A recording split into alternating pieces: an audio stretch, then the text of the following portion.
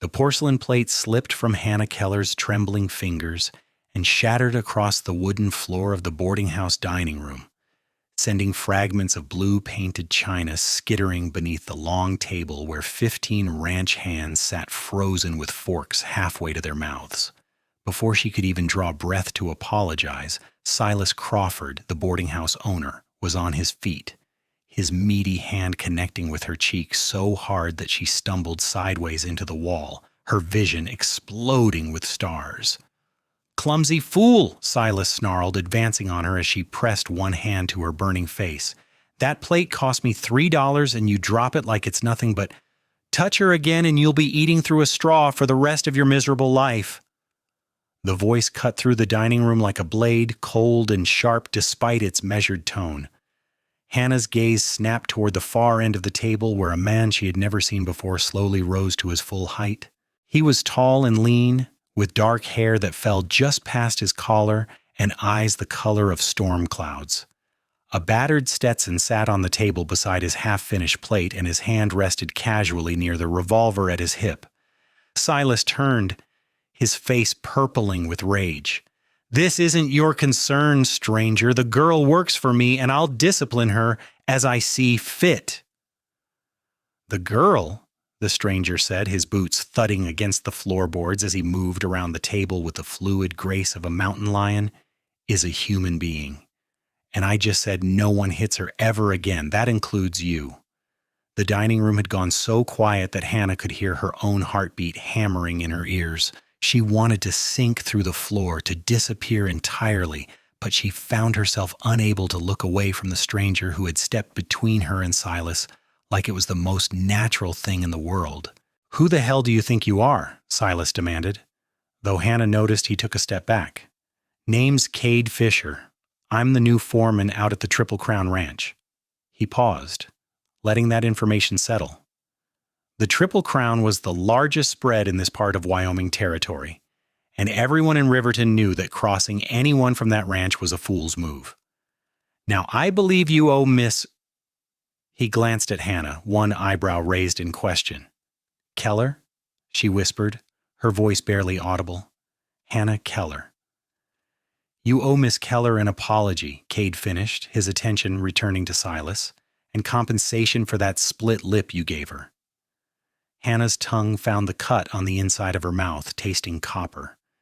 She had not even realized she was bleeding. Silas looked around the room as if seeking support, but every ranch hand suddenly found his plate intensely interesting.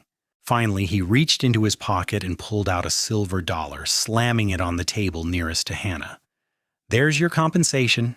As for the apology, she broke my property. I've got nothing to be sorry for."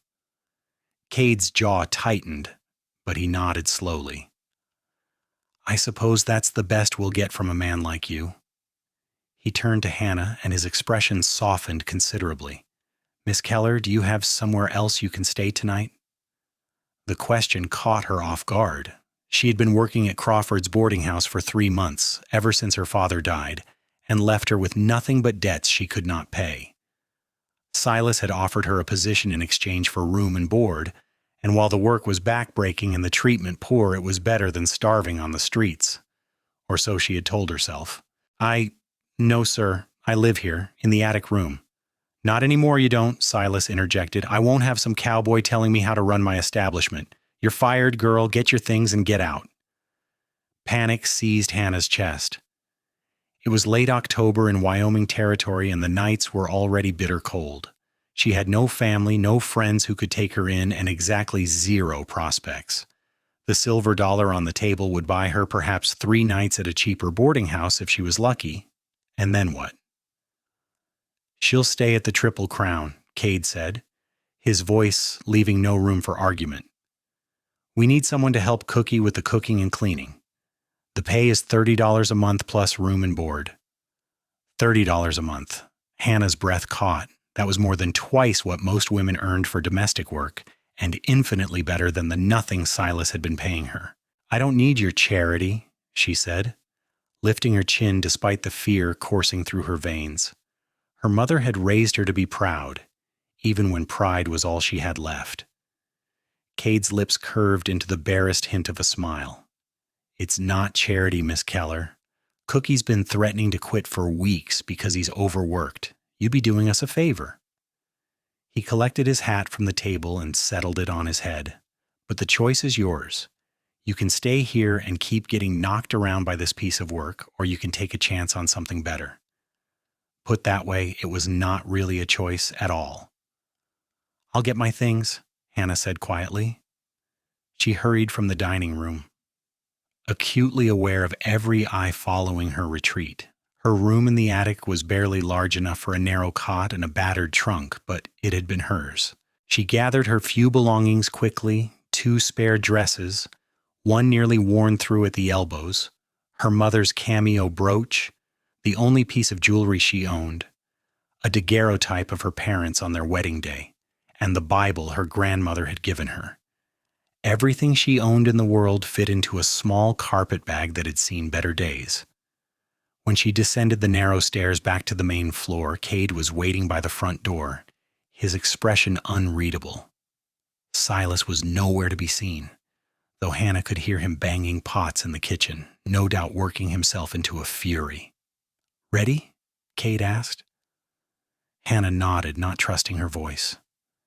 She followed him out into the cool October evening, where a beautiful black gelding waited patiently at the hitching post. The horse turned its head to regard her with intelligent dark eyes, and Hannah felt a pang of longing.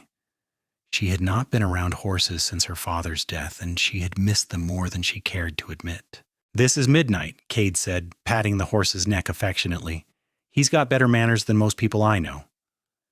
He swung into the saddle with easy grace, then extended his hand down to Hannah. "Can you ride?" "Yes, sir. My father was a farrier before he passed." Something flickered in Cade's expression, sympathy perhaps, or understanding. "I'm sorry for your loss.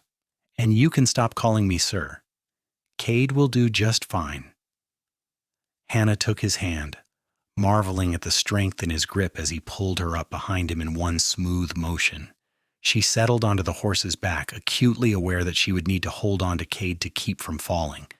After a moment's hesitation, she wrapped her arms lightly around his waist, feeling the solid warmth of him through his shirt. "Hold on tight," Cade said, and then they were moving. Midnight's hooves clopping rhythmically against the hard-packed dirt of Riverton's main street. The Triple Crown Ranch lay about 5 miles northwest of town, and as they rode through the gathering dusk, Hannah found herself relaxing despite the strangeness of the situation. The rhythmic motion of the horse, the cool air on her face, the vast expanse of Wyoming sky overhead painted in shades of purple and gold, it all conspired to make her feel, for the first time in months, like perhaps everything might actually be all right. "Why did you do that?" she asked after they had been riding for some time. "Help me, I mean. You don't know me." Cade was quiet for so long that Hannah thought he might not answer. Finally, he said, "I had a sister once, younger than me. Our father was a hard man, quick with his fists when he'd been drinking." His voice was carefully neutral, but Hannah heard the old pain underneath. "I wasn't there the day he hit her hard enough that she fell down the stairs and broke her neck. I was 16 working on a ranch 2 towns over. By the time I got home, she was already buried." "I'm so sorry," Hannah whispered. Her name was Emily. She was 14 years old. Cade's shoulders rose and fell with a deep breath. "I swore after that day that I'd never stand by and watch someone hurt a woman. Not ever again. So when I saw that man hit you..." He trailed off, but Hannah understood. "Thank you," she said softly, "for keeping your promise." They rode the rest of the way in companionable silence. As they crested a low rise, the Triple Crown Ranch spread out before them in the valley below. The main house was a sprawling structure of whitewashed wood with a wide front porch, surrounded by various outbuildings: bunkhouse, barn, stable, cookhouse, and what looked like a smithy.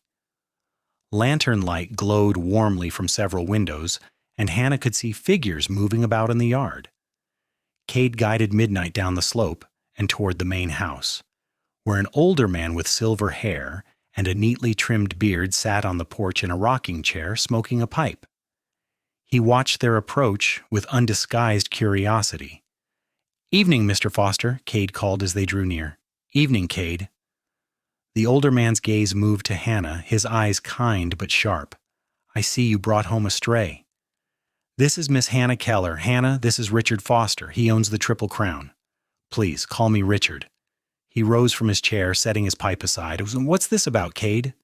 Kade helped Hannah dismount before swinging down himself. In a few succinct sentences, he explained what had happened at the boarding house, glossing over nothing. Hannah felt her cheeks burn with embarrassment as he described Silas hitting her, but she forced herself to stand straight and meet Richard Foster's eyes. When Kade finished, Richard studied Hannah for a long moment. "Can you cook, Miss Keller?" "Yes, sir, my mother taught me. I can also clean, mend clothes, and tend a garden. I'm a hard worker, and I don't complain." Richard's mustache twitched with what might have been amusement. "I imagine you've had plenty to complain about lately, working for Silas Crawford. That man's got a reputation." He nodded decisively. "All right, we'll give you a trial period of 1 month. If it works out, the job's yours permanently. Kade, show her to the spare room in the main house. Cookie's been sleeping in the bunkhouse with the hands, but I imagine he'll be glad to move back to his old quarters if it means getting some help." Relief flooded through Hannah so intensely that her knees went weak. "Thank you, Mr. Foster. You won't regret this." "See that I don't." But his tone was warm, and Hannah felt the first stirring of hope she had experienced in a very long time. Kade led her around to the side entrance of the main house. Midnight's reins looped over his arm. The interior was neat and simply furnished, with wide plank floors and whitewashed walls. He showed her to a small room off the kitchen that contained a proper bed with a real mattress, a washstand with a ceramic basin and pitcher, a wardrobe, and even a braided rug on the floor. To Hannah, who had been sleeping on a lumpy cot in a drafty attic for months, it looked like paradise. "Privy's out back," Kade said, pointing through the window. "There's a pump in the yard for water. Cookie usually starts breakfast at 5 in the morning, but I'll let him know you'll need tomorrow to settle in and learn the routine." He paused in the doorway, his hand resting on the frame. "Hannah, about what happened tonight, if Silas or anyone else gives you trouble, you tell me, understand?" She met his gaze, something warm and complicated unfurling in her chest. "I understand. And Kade, thank you for everything." He tipped his hat to her, a gesture that seemed oddly courtly coming from a ranch foreman. "Get some rest. I have a feeling Cookie's going to work you hard." After he left, Hannah sank onto the edge of the bed, her carpet bag clutched in her lap. The events of the evening replayed in her mind like a dream, the plate shattering, Silas's hand cracking across her face, and then Kade Fisher rising from the table like an avenging angel. "No one hits her ever again." 4 words that had changed the entire course of her life. She touched her fingertips to her swollen cheek and allowed herself a small smile. For the first time since her father's death, she felt like maybe, just maybe, her luck was beginning to turn. Hannah woke before dawn the next morning to the sound of roosters crowing and men's voices drifting through her window. She dressed quickly in her better dress, a faded blue cotton that had been her mother's, and twisted her long dark hair into a simple bun at the nape of her neck. When she emerged from her room, she found a stocky man with a grizzled beard and flour-dusted apron standing at the kitchen stove. "You must be the new girl," he said without turning around. "Name's Oscar, but everyone calls me Cookie. Coffee's on the stove. Pour yourself a cup and then get over here. I need someone to mix the biscuit dough while I deal with this bacon." Hannah hurried to comply, and within minutes she found herself elbow-deep in flour, working the dough with practiced hands while Cookie barked instructions. Despite his gruff manner, she quickly realized he was not unkind, simply efficient and deeply committed to feeding the ranch hands well. "We've got 23 men working this spread," Cookie explained as he flipped bacon in a massive cast-iron skillet. "That means cooking for 25 counting Mr. Foster and ourselves. Breakfast is always at 6 sharp. Lunch is at noon, usually something cold the men can eat quick. Supper's at 7, and that's the big meal of the day." He glanced over at her handiwork and grunted approval. "You've got good hands. Your mama teach you?" "Yes, she could make a feast out of almost nothing." Useful skill. Cookie pulled the bacon off the heat and started cracking eggs into another pan. Cut those biscuits and get them in the oven. We've got about 10 minutes before this place turns into a stampede. He was not exaggerating. At precisely 6 o'clock, ranch hands began filing into the large dining room adjacent to the kitchen, their boots thundering on the wooden floors. Hannah helped Cookie carry out platters of bacon, eggs, biscuits, and gravy, trying not to feel self-conscious as curious eyes followed her movements. She spotted Kade sitting near the head of the table beside Richard Foster. He caught her eye and gave her a small nod, which steadied her nerves considerably. The men ate with single-minded focus, and Hannah marveled at how quickly the mountains of food disappeared. By the time she and Cookie cleared the dishes, it was barely 6:30. "They'll be out working until noon," Cookie said as they tackled the washing up. "That gives us time to clean, prepare lunch, and get a head start on supper. Wednesdays we do laundry. Fridays we bake bread for the week. And Saturdays we deep clean the bunkhouse whether those savages like it or not." Hannah laughed at his aggrieved tone.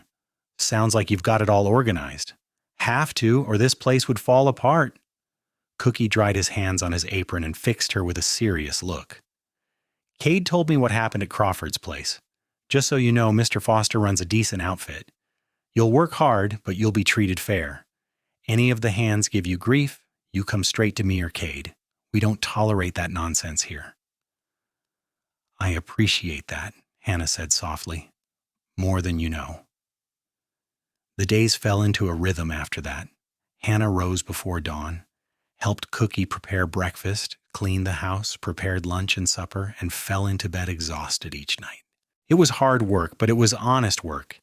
And for the first time in months, she felt useful rather than merely tolerated. Cookie turned out to be an excellent teacher, showing her tricks for making tough cuts of meat tender and how to stretch ingredients when supplies ran low. The ranch hands treated her with cautious respect, tipping their hats when they passed her in the yard and thanking her politely for meals. Richard Foster was a fair employer who paid her wages promptly at the end of each week and occasionally complimented her cooking. And Kade. Kade was becoming a problem, though not in any way Hannah could easily define. He was unfailingly polite, never presuming on the connection forged the night he had rescued her. But she found herself watching for him at meals, noticing the way his hair curled slightly at his collar when it needed cutting, the unconscious grace with which he moved, the quiet authority he wielded over the ranch hands. More than once she caught herself staring and had to force her attention back to her work. It was ridiculous, she told herself. Kade Fisher was the foreman of one of the most successful ranches in Wyoming Territory. She was a cook's assistant with nothing to her name but 2 worn dresses and a dead father's debts. Even if he felt something for her, which he almost certainly did not, such a match was impossible. But then came the day, 3 weeks after her arrival, when everything changed.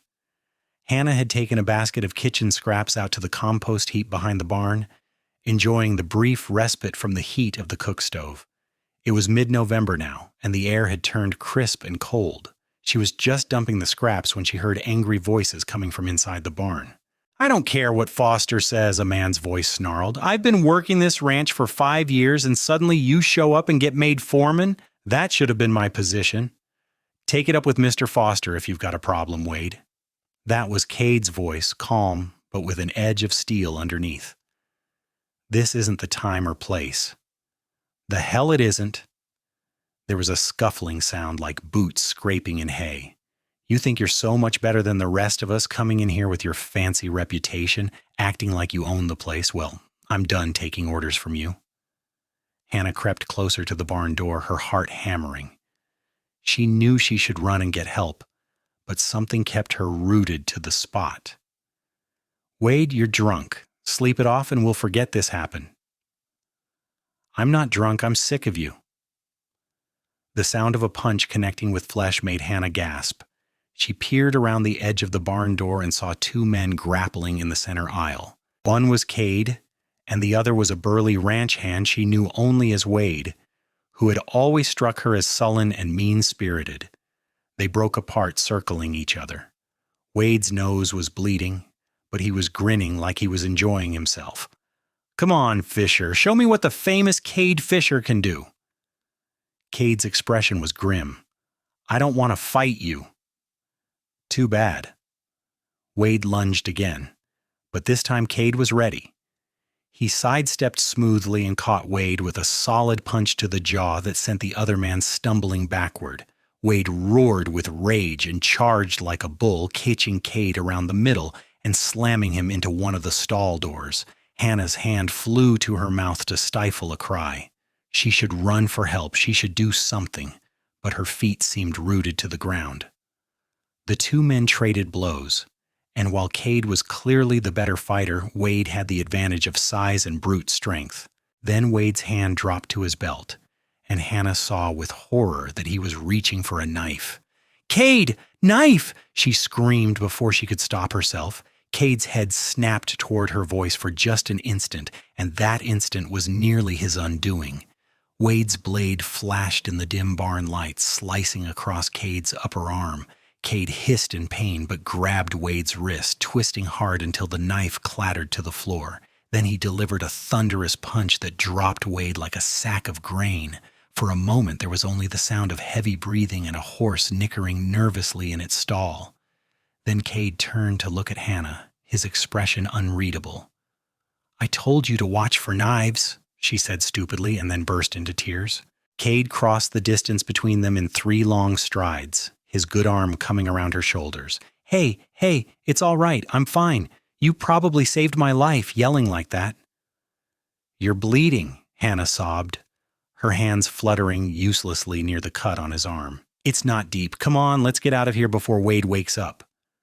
He guided her out of the barn and toward the main house, shouting for one of the other hands to deal with Wade as they went. In the kitchen, with Cookie sent to fetch Mr. Foster and the ranch hands gathered in the yard dealing with the aftermath, Hannah insisted on cleaning and bandaging Cade's wound. Her hands shook as she worked, but she forced herself to focus on the task. "You didn't have to do this," Kade said quietly, watching her face. "Cookie could have patched me up." Cookie's hands shake. He's getting older. Hannah tied off the bandage with perhaps more force than necessary. "There. Try not to use that arm too much for a few days." "Yes, madam." His lips twitched with suppressed amusement. "You're bossy when you're scared." "I'm not." But she could not finish the lie. She had been terrified watching Wade pull that knife. Terrified in a way that went beyond simple concern for a friend or employer. "You could have been killed," she whispered. Cade's hand came up to cup her cheek, his thumb brushing away a tear she had not realized she had shed. "But I wasn't. Thanks to you." They stood like that for a long moment, so close that Hannah could see flecks of silver in his gray eyes, could feel the warmth radiating from his body. Her heart was doing strange things in her chest, and she knew with sudden clarity that she was in serious danger of losing it entirely to this man who had defended her honor in a boarding house dining room and promised that no one would ever hit her again. "Hannah," Kade said, his voice rough, "I need to tell you something. I've been trying to wait, to give you time to settle in and not feel pressured, but I can't." The kitchen door banged open and Richard Foster strode in, his expression thunderous. "Kade, what in blazes happened? The men are saying Wade pulled a knife on you." Kade stepped back from Hannah, his hand falling away from her face, and she immediately felt the loss of his warmth. "Yes, sir. He was drunk and angry about not getting the foreman position. I tried to talk him down, but he wasn't interested in talking." "Is he still breathing?" "Unfortunately."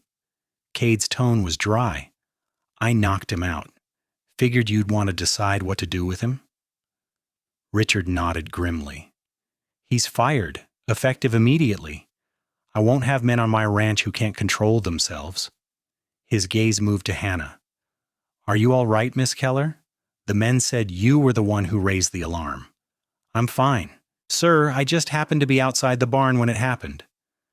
"Lucky thing you were." Richard clapped Kade on his good shoulder. "Get some rest. I'll handle Wade." He left as abruptly as he had arrived, already shouting orders to the assembled hands. Hannah and Kade looked at each other. The moment, whatever it had been, was broken. Kade cleared his throat and reached for his hat, which he had tossed on the table when they came in. "I should go.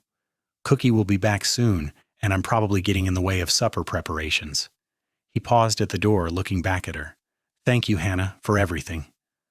After he left, Hannah sank into a chair and pressed her hands to her flushed cheeks. What was happening to her? She had known Kade Fisher for less than a month, and yet somehow he had become the center of her world. Every morning she looked forward to seeing him at breakfast. Every evening she found excuses to linger in the dining room during supper, just to hear his voice as he talked with the other men. She thought about him when she should have been thinking about biscuit recipes and laundry schedules. This was dangerous territory. Hannah had seen what happened to women who gave their hearts unwisely. Her own mother had loved her father desperately, and while their marriage had been happy enough, her mother had worked herself into an early grave trying to keep their small household afloat when her father's farrier business struggled. Hannah had sworn she would never make herself so vulnerable. But Kade Fisher, with his storm cloud eyes and quiet strength, and the way he looked at her like she was something precious, he made her want to break every promise she had ever made to herself. Cookie returned a few minutes later, full of gossip about Wade being escorted off the property with nothing but his wages and a warning never to return. He chattered away while he and Hannah prepared supper, but Hannah barely heard him. Her mind was still in that moment when Kade had cupped her face in his hand and looked at her like he wanted to say something earth-shattering. What had he been about to tell her? She carried that question with her through the evening meal, where Kade was conspicuously absent, through the dish washing afterward, and into the small hours of the night when she lay awake in her narrow bed, listening to the wind rattle the windows. The next morning, Kade appeared at breakfast with his arm properly bandaged and his expression carefully neutral. He ate quickly and left before Hannah could do more than refill his coffee cup, and she felt something deflate in her chest. The pattern repeated itself for 3 more days. Kade was polite but distant, never lingering after meals, never seeking her out the way he had before the incident with Wade. Hannah told herself it was for the best. She was a servant here, nothing more, and any friendship between them would only complicate matters. But her heart refused to listen to reason.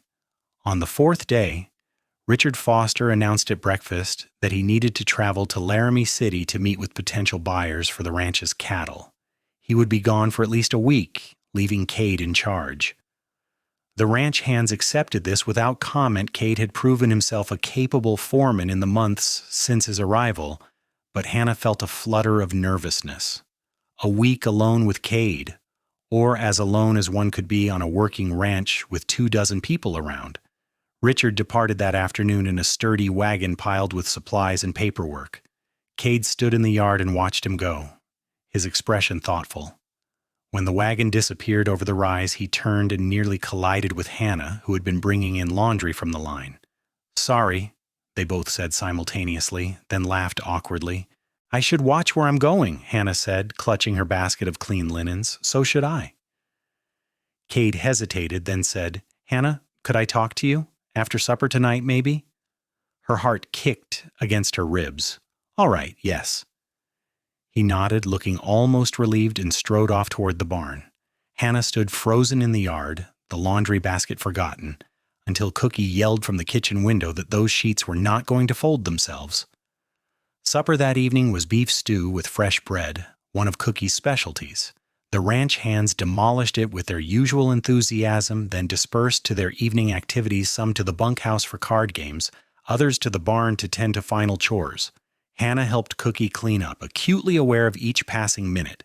"You're jumpier than a cat in a room full of rocking chairs," Cookie observed as Hannah nearly dropped a plate for the 3rd time. "What's got into you?" "Nothing, just tired." The lie was transparent, but Cookie, bless him, did not push. When the kitchen was finally clean and Cookie had retired to his small room off the pantry, Hannah stepped out onto the back porch.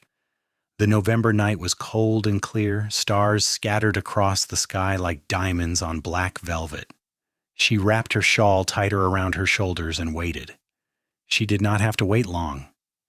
Kade appeared around the corner of the house, his hands shoved in his pockets and his breath forming small clouds in the frigid air. "Cold night," he said by way of greeting. "Yes." Hannah's voice came out barely above a whisper. They stood in silence for a moment, the weight of unspoken words hanging heavy between them. Finally, Kade said, "I've been avoiding you. I noticed. I'm sorry, it's just—" He ran a hand through his hair, a gesture Hannah was beginning to recognize as a sign of agitation. "What I was trying to say the other day before Mr. Foster came in. I need to say it now, before I lose my nerve again." Hannah's pulse was racing. "All right." Kade turned to face her fully, and even in the dim light from the kitchen window, she could see the intensity in his eyes. "I care about you, Hannah, more than I should. More than is probably wise, given that we work together and you've only been here a month, but I can't stop thinking about you. The way you laugh at Cookie's terrible jokes, the way you hum while you work, the way you looked at me when you thought I was hurt." He took a step closer. "I know I have no right to ask this, and you can say no and things will go back to how they were, but I need you to know that what I feel for you, it's not nothing. It's everything." Hannah could not breathe, could not think. Her entire world had narrowed to Kade's face, to the raw honesty in his voice. "I care about you too," she whispered. "I've tried not to. I told myself it was foolish, but every time I see you, She broke off, overwhelmed. "You what?" Kade prompted gently. "I feel safe," Hannah admitted. "For the first time since my father died, I feel like someone is looking out for me. Not because they have to, but because they want to." Tears pricked her eyes. "You barely know me, and you've already given me so much." "I want to know you," Kade said. "Everything about you. I want to know what makes you laugh and what keeps you awake at night. I want to know your dreams and your fears. He stopped, seeming to struggle with himself. "I want to court you properly, Hannah Keller, if you'll let me." Joy bubbled up in Hannah's chest, so intense it was almost painful. "Yes," she breathed. "Yes, I'll let you." The smile that spread across Kade's face transformed him, chasing away the shadows and making him look younger, lighter. "Yeah? Yeah," Hannah laughed, giddy with happiness and relief and 100 other emotions she could not name. "But Kade, I have to know, why me? You could have any woman in Riverton. Why would you want someone like me?" Kade reached out and took her hand, his calloused fingers warm around hers. "Because you're strong. You've been knocked down and you got back up. You work hard and you don't complain. You're kind to Cookie even when he's being impossible. And you sneak extra biscuits to the youngest ranch hands because you know they're always hungry." His thumb brushed across her knuckles. "Because when I look at you, I see everything I never knew I was looking for." Hannah stepped closer, drawn by a force she could not resist. "Kiss me," she whispered, the words shocking her even as she spoke them. "Are you sure?" Kade's voice was rough. "I've never been more sure of anything." He cupped her face in both hands, his touch infinitely gentle, and lowered his mouth to hers. The kiss was soft and sweet and tasted like promises, like new beginnings and second chances. Hannah's hands came up to rest on his chest, feeling the steady thrum of his heartbeat beneath her palms. When they finally broke apart, both breathless, Kade rested his forehead against hers. "I should probably tell you," he murmured, "that I'm not a rich man. I've got some money saved, and I make a decent wage as foreman, but I can't offer you a grand house or fancy dresses." "I don't want those things, Inoraisa," Hannah said. "I want honesty and kindness and someone who sees me as an equal. Can you offer me that? Every day for the rest of my life, if you'll have me." It was too soon for such words, Hannah knew. They had only just acknowledged their feelings, but something in her heart recognized the truth in Kade's declaration, and she found herself smiling through happy tears. "Then that's all I need." They stood on the porch for a long time, talking quietly about everything and nothing. Kade told her about growing up in Kansas, about leaving home after his sister's death and spending years drifting from ranch to ranch, never staying anywhere long enough to put down roots. Hannah told him about her childhood in Riverton, about her father's kindness and her mother's quiet strength, about the debts that had left her destitute and desperate. "I should have been there sooner," Kade said when she described her months working for Silas Crawford. His jaw was tight with barely suppressed anger. "I should have stopped him the first time he laid hands on you." "You stopped him when it mattered," Hannah said firmly. "You gave me a way out, and I'll never forget that." Eventually, the cold drove them inside. Kade walked Hannah to her bedroom door, a gesture that felt both charmingly old-fashioned and deeply significant. He kissed her once more, gently, then stepped back. "Good night, Hannah. Good night, Kade." The next week passed in a blur of work and stolen moments. Kade was busy managing the ranch in Richard's absence, but he made time each evening to sit with Hannah on the porch or walk with her around the property.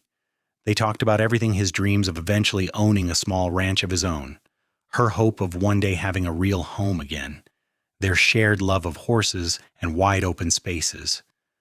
Cookie noticed the change in their relationship immediately, of course. He said nothing directly, but Hannah caught him smiling to himself more than once, and he started making himself scarce in the evenings, claiming he needed to inventory the pantry or check on supplies in the barn.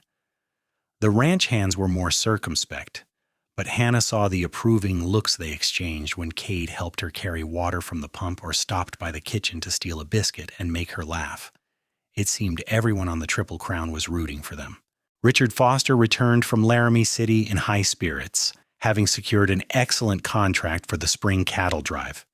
He took one look at Kade and Hannah sitting together at supper, their shoulders almost touching, and raised an eyebrow but said nothing.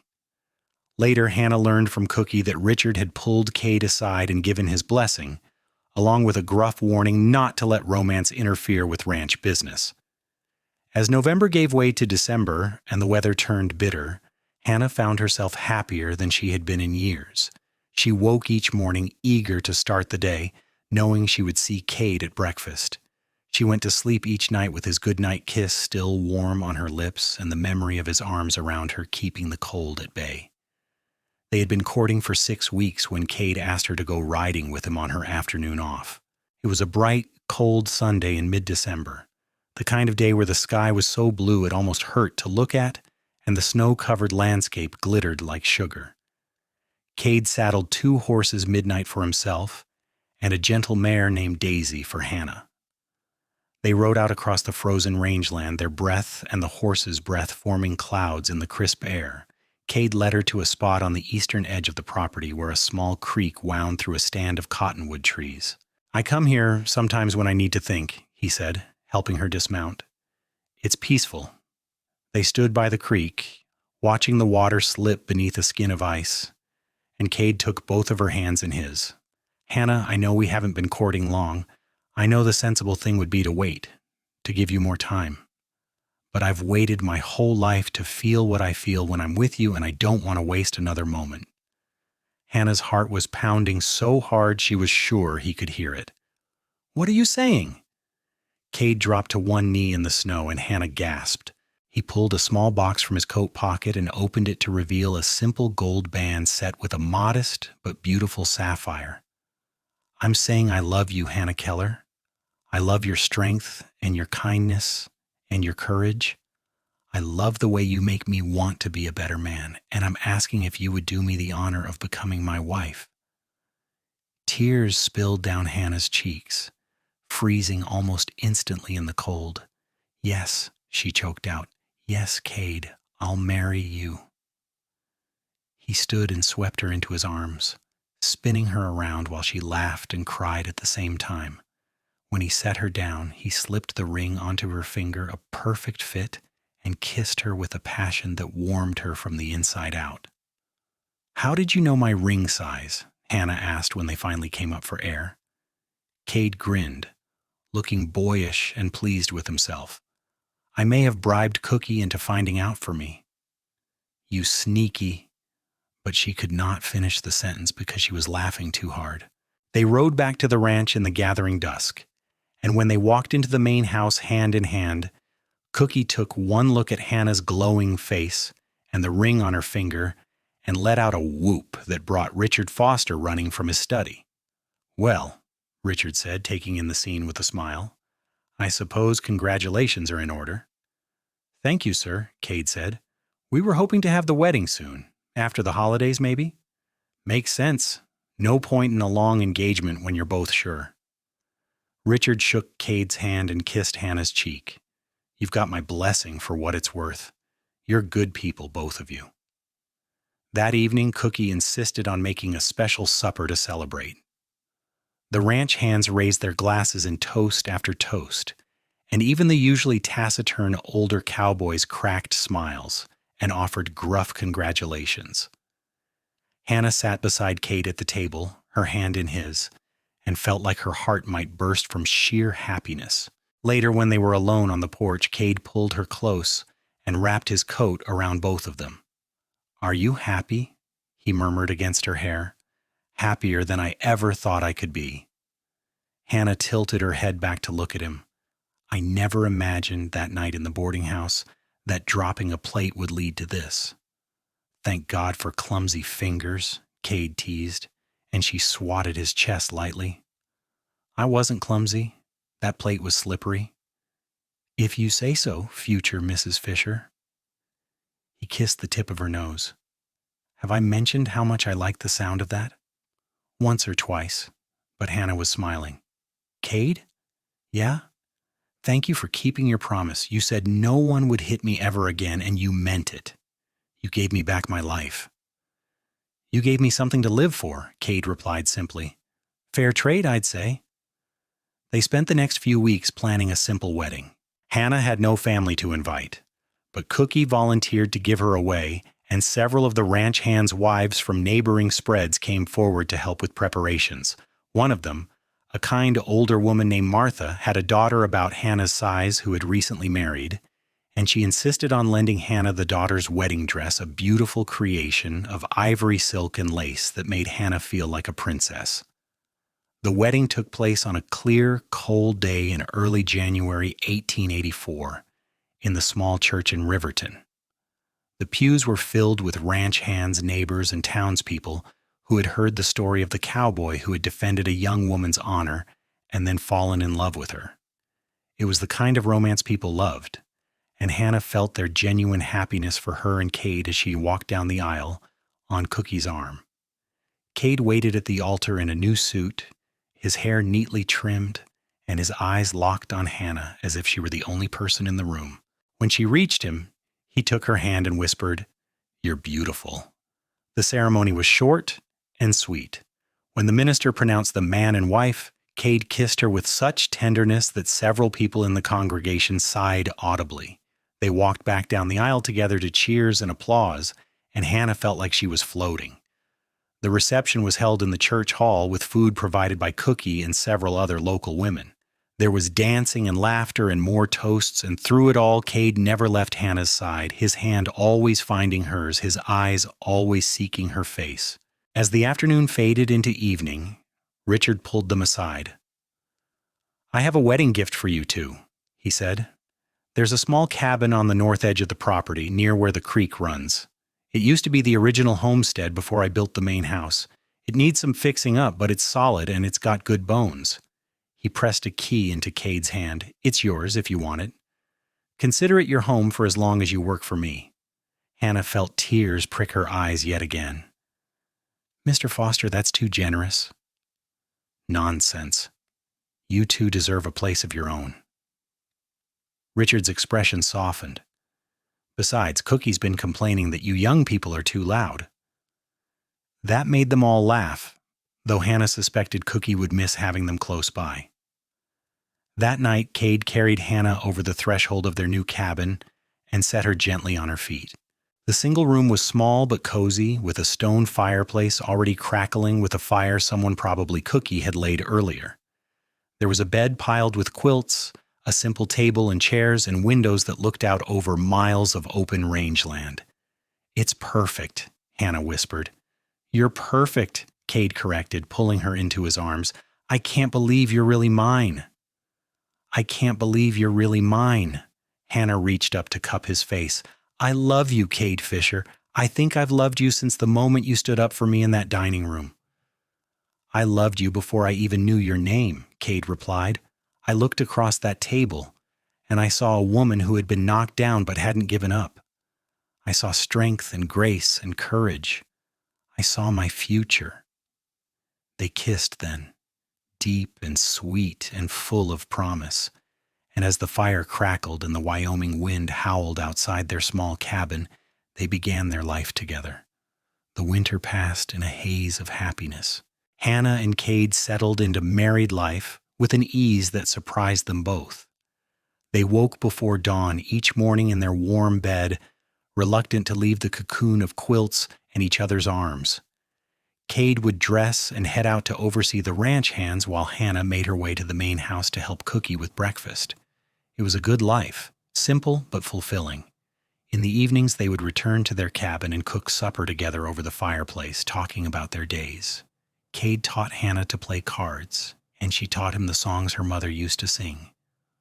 On cold nights, they would lie in bed and plan their future, maybe buying their own land someday, raising children and horses, building something lasting. "How many children do you want?" Hannah asked one night in late February, her head pillowed on Cade's chest. "However many you want to give me," he replied, his fingers tracing idle patterns on her shoulder.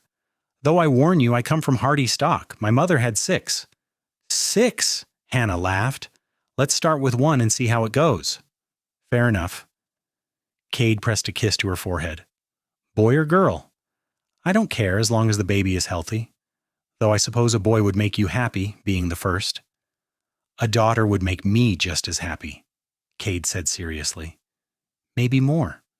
I'd like a chance to be the father to a little girl that my father never was to Emily." Hannah turned in his arms to look at him. Even after months together, he rarely spoke of his sister. "Tell me about her, Emily." Kade was quiet for so long that Hannah thought he might not answer.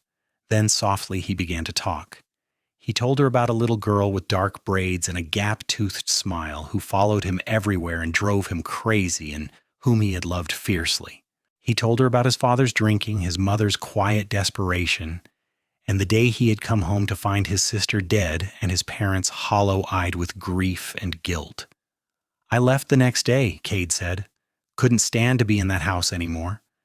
I've sent money home when I could, but I haven't been back. Haven't spoken to my parents in 9 years. "Do you want to?" Hannah asked gently. "I don't know. Part of me thinks they don't deserve forgiveness, but another part of me wonders if Emily would want me to hold on to this anger forever." He sighed. "Maybe someday. Not yet, but someday." "I'll be there with you when you're ready," Hannah promised. "Whatever you decide, I'll support you." "I know you will." Kade kissed her softly. "That's one of the many reasons I love you." Spring came to Wyoming in fits and starts, cold mornings giving way to warm afternoons, snow melting into mud that turned the ranch into a quagmire. It was a busy time, with calves being born and preparations for the cattle drive underway. Kade was gone from dawn until well after dark most days, and Hannah missed him fiercely, but she kept busy helping Cookie and tending to the small garden plot behind their cabin. She had always loved working with growing things, and she delighted in planting seeds and watching the first green shoots push through the soil. It felt symbolic somehow, this new life sprouting from frozen ground. In late April, Hannah woke one morning feeling queasy. She barely made it outside before she was sick in the bushes behind the cabin. The nausea passed quickly, and she thought perhaps she had eaten something that disagreed with her. But when the same thing happened the next morning and the morning after that, realization dawned. She was pregnant. Joy and terror warred in Hannah's chest. She wanted this, wanted to give Kade the family he deserved. But she was also terrified of childbirth and motherhood, and all the ways things could go wrong. Her own mother had died of fever less than a year after Hannah's birth, and though her father had remarried and given Hannah a loving stepmother, the shadow of her biological mother's death had always haunted her. She waited until she was certain before telling Kade. One evening in early May, she prepared his favorite meal, fried chicken, mashed potatoes, and apple pie, and tried to figure out how to share the news. In the end, she blurted it out as soon as he walked through the door. "I'm pregnant." Kade froze, his hat still in his hands. "You're what?" Pregnant, with child. We're going to have a baby. Hannah twisted her hands together nervously. I think it happened in February, so the baby should come in November. Are you happy? For a moment, Kade just stared at her. Then his face broke into the widest smile Hannah had ever seen, and he crossed the room in 2 strides and picked her up, spinning her around just like he had when she agreed to marry him. Happy? Hannah, He set her down carefully, his hands gentle on her waist. I don't have words for what I am. Thrilled, terrified, grateful, all of it at once. He cupped her face in his hands. We're having a baby. We're having a baby, Hannah confirmed. And then they were both laughing and crying and kissing, overwhelmed by the enormity of it. That night they lay in bed, making plans. They would need to prepare the cabin for a child, build a cradle, stock up on supplies. Hannah would have to slow down as the pregnancy progressed, and they would need to find someone to help Cookie in the kitchen when she could no longer work. I'll take care of everything, Kade promised. You just focus on growing our baby. I'm not an invalid, Hannah protested. I can still work. I know you can, but I also know you'll work yourself into exhaustion if I don't watch you. Cade's hand rested protectively on her still flat stomach. Humor me, all right? Let me take care of you. Hannah relented because she could see how much it meant to him. And truthfully, it felt good to be cared for, to have someone looking out for her well-being. The months that followed were a study in change.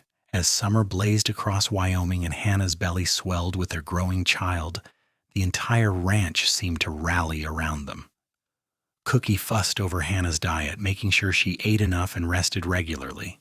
Richard gave Kade time off to work on fixing up the cabin and building a beautiful cradle from oak wood.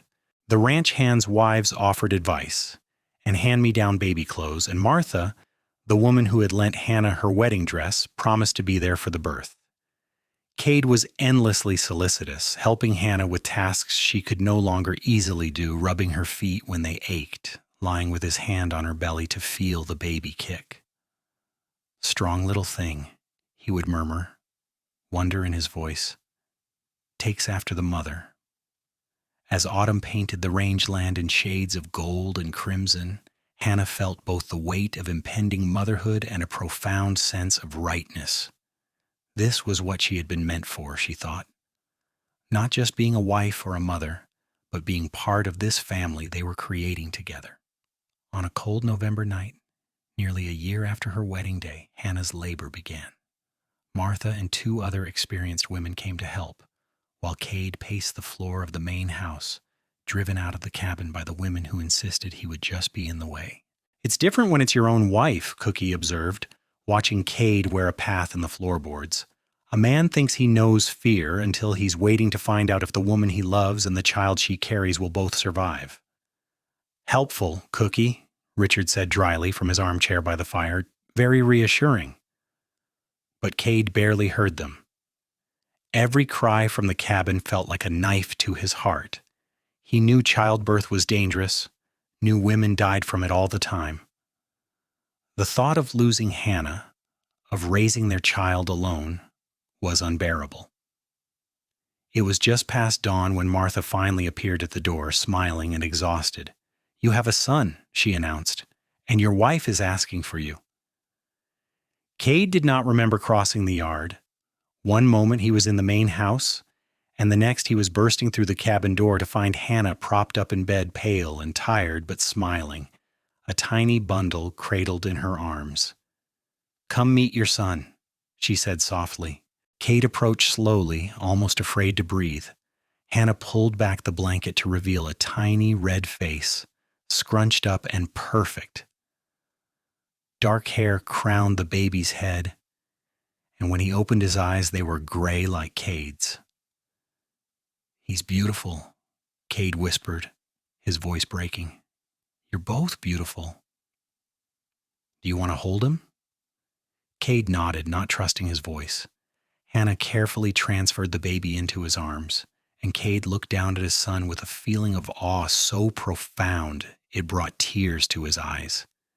This tiny person, this perfect little human was his and Hannah's, a whole new life, a fresh start, a chance to be the father his own father had never been.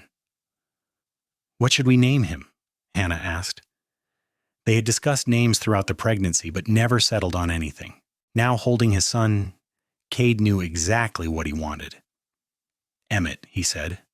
"After Emily, but different. Our own." Hannah's eyes shone with understanding and approval. "Emmett Fisher. It's perfect." Emmett proved to be a good baby, healthy and strong. He ate well and slept reasonably, and when he cried, one of his parents was always there to comfort him. Kade discovered that fatherhood suited him in ways he had never imagined. He loved the weight of his son in his arms, loved watching Hannah nurse him and sing lullabies, loved the way Emmett would grip his finger with surprising strength. The cabin that had been cozy for 2 was cramped with 3, but they made it work. In the spring, when Emmett was 6 months old, Kade began building an addition, a bedroom for them, and eventually more children, leaving the main room for a nursery and living space. "You're nesting," Hannah teased, watching him measure boards with meticulous care.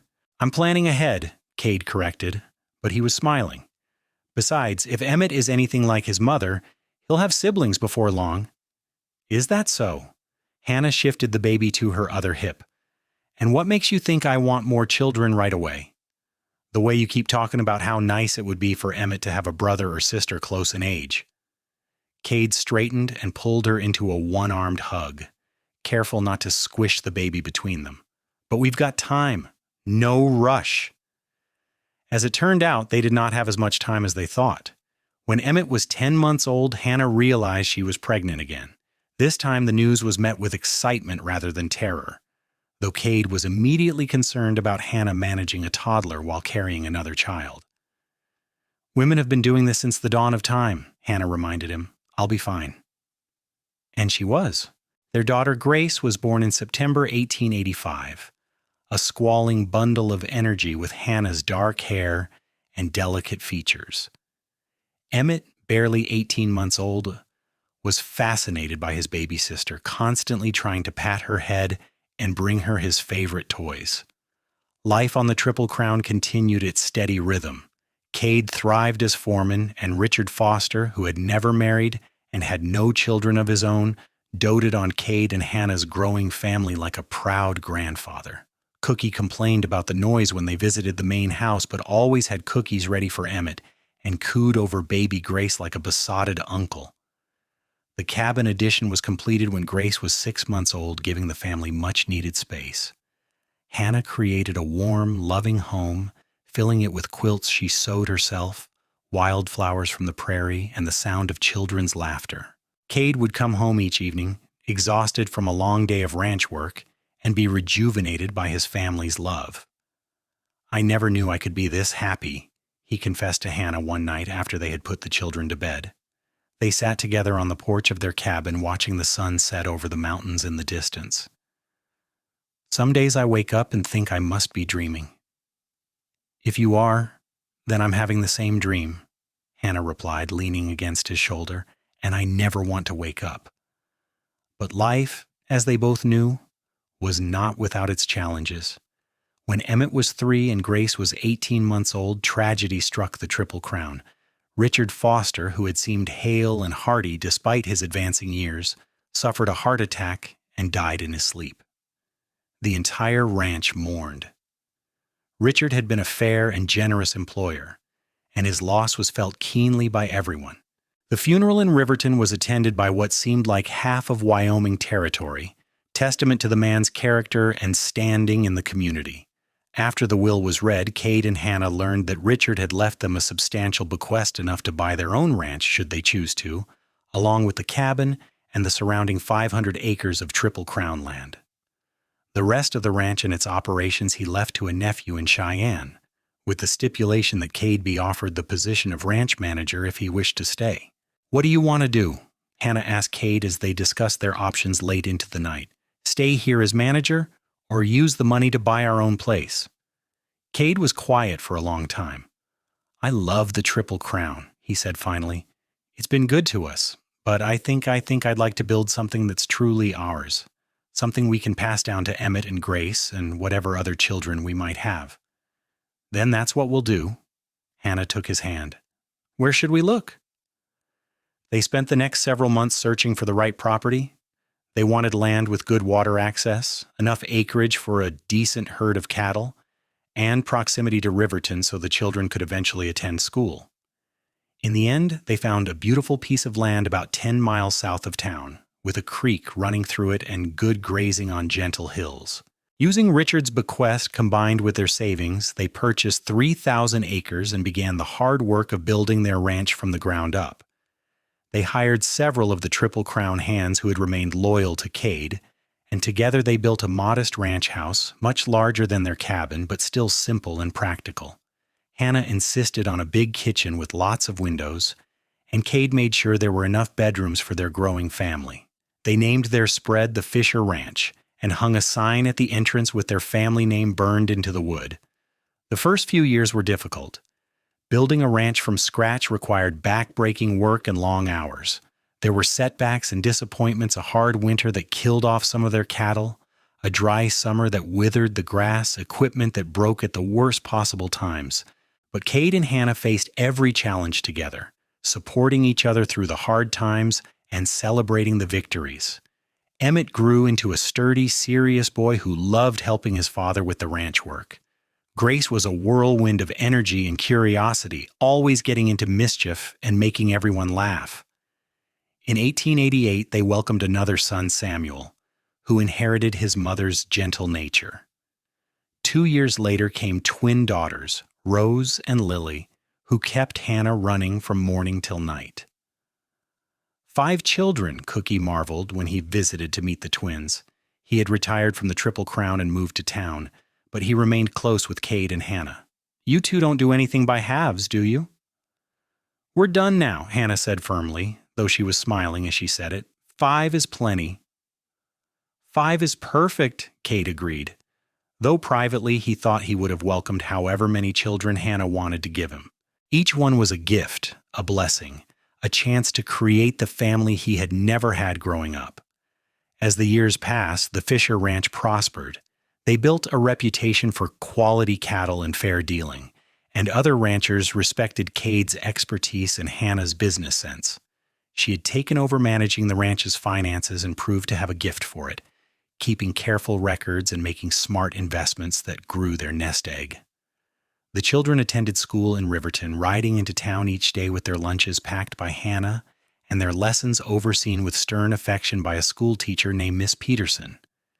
Emmett excelled at mathematics and showed every sign of following in his father's footsteps as a rancher. Grace was a voracious reader who devoured every book she could get her hands on. Samuel had his mother's gift with animals and could gentle the wildest horse with patience and kindness. The twins were still young, but they showed promise of being as different from each other as night and day despite sharing a face. On a warm evening in June 1895, Kade and Hannah sat on the porch of their ranch house, watching their children play in the yard. Emmett, now 10, was teaching 8-year-old Grace how to rope a fence post. Samuel, 7, was playing with the ranch dogs, while the 5-year-old twins picked wildflowers and made chains. "Hard to believe it's been 11 years since we got married," Kade mused, his arm around Hannah's shoulders. 13 years since you defended my honor in Crawford's boarding house," Hannah added. "Best plate I ever dropped." Kade laughed. "I was just thinking about that, about how angry Silas was and how scared you looked, and how I knew in that moment that I couldn't walk away." He pressed a kiss to her temple. "I'm glad I didn't." "So am I." Hannah leaned into him, comfortable and content. "Do you ever think about what your life would have been like if you hadn't been eating supper there that night?" "Sometimes. And then I thank God I was in the right place at the right time." He gestured toward their children. "All of this, the ranch, the kids, you, it's more than I ever dreamed of having. More than I deserve, probably." "You deserve every bit of it," Hannah said fiercely. "You're a good man, Kade Fisher, the best man I know, and I thank God every day that you were the one who stood up for me." They sat in peaceful silence, watching the sun paint the sky in shades of orange and pink. After a while, Emmett called out that he was hungry, and Grace chimed in that she was starving, and the twins started clamoring for dessert even though they hadn't had dinner yet. Hannah laughed and stood, preparing to herd her small army inside for the evening meal. Kade caught her hand and pulled her back for a moment. "I love you, Hannah Fisher. Today and always. I love you too." She kissed him softly. "Now come on, your children are staging a mutiny." As the years continued to roll by, the Fisher Ranch grew and thrived. They expanded their land holdings, built a bigger barn, and even hired several full-time ranch hands to help with the increasing workload. Kade's reputation as a fair but firm employer meant they never lacked for good workers, and Hannah's kindness ensured that their ranch felt like a community rather than just a business. The children grew up strong and healthy, learning the value of hard work and the importance of treating others with respect. Kade made sure to tell them stories about their Uncle Richard, who had given their parents their start, and about Great Aunt Emily, whose death had taught him the importance of protecting those who could not protect themselves. When Emmett turned 16, Kade gave him his own horse and a section of the ranch to manage, teaching him responsibility in ranch operations. Grace, who had developed a passion for teaching, announced her intention to become a school teacher like Miss Peterson. Samuel showed interest in veterinary medicine, and Kade and Hannah began saving money to send him to school in Cheyenne. The twins, now 11, were inseparable and already talking about someday running the ranch together. In the spring of 1900, as the new century dawned, Kade turned 41 and Hannah 38. They stood together at the fence line of their property, looking out over the land they had built together through hard work, love, and determination. "We did it," Hannah said softly. "We built something that will last." "We did it together," Kade corrected. "I couldn't have done any of this without you." Hannah smiled and took his hand. After all these years, the touch of his skin against hers still sent warmth through her chest. "Do you remember what you said to me that first night when you brought me to the Triple Crown?" "I said a lot of things." "You said I was taking a chance on something better." Hannah turned to face him fully. "You were right. This life, this family, this love, it's everything I never knew I needed. And it all started because you were brave enough to stand up and say, 'No one hits me ever again.'" Kade pulled her into his arms, holding her close. "And I meant every word. No one has hit you since, and no one ever will. Not while I have breath in my body." "I know." Hannah rested her head against his chest, listening to the steady beat of his heart. "You've kept that promise every single day for 17 years. You've protected me, loved me, built a life with me. I couldn't ask for anything more." "I could," Kade said, his voice warm with amusement. "I could ask for another 40 years just like this. Think we can manage that?" "I think we can manage anything as long as we're together." Hannah tilted her face up for a kiss, and Kade obliged gladly. From the ranch house came the sound of their children laughing, calling for their parents. Real life beckoned, with its demands and responsibilities and endless small joys. But for just this moment, Kade and Hannah stood together in the fading light, two people who had found each other against all odds and built something beautiful from the wreckage of their past sorrows. The story of their love would be told for generations in Riverton, the tale of the cowboy who defended a young woman's honor and won her heart, of a marriage built on respect and devotion, of a family forged in love and strengthened by adversity. It was a story worthy of the Wild West itself, romantic and dramatic and fundamentally true. But for Kade and Hannah, it was simply their life, and it was, in every possible way, exactly what they had both been searching for. As they walked back toward the house, arms around each other, the setting sun cast long shadows across their land. Their children spilled out onto the porch to greet them, a tangle of growing limbs and bright voices. Emmett had his father's height now, and Grace her mother's graceful carriage. Samuel waved from the barn where he was tending to a sick calf, and the twins danced circles around their parents, chattering about their day. This was home. This was family. This was love that had begun with a broken plate and a cowboy's promise and had grown into something vast and enduring. "Mama, Papa, Cookie's here," Rose called, pointing to a wagon coming up the drive. "And he brought pie." Sure enough, Cookie's familiar figure climbed down from the wagon, moving slower than he once had, but still spry for his advanced years.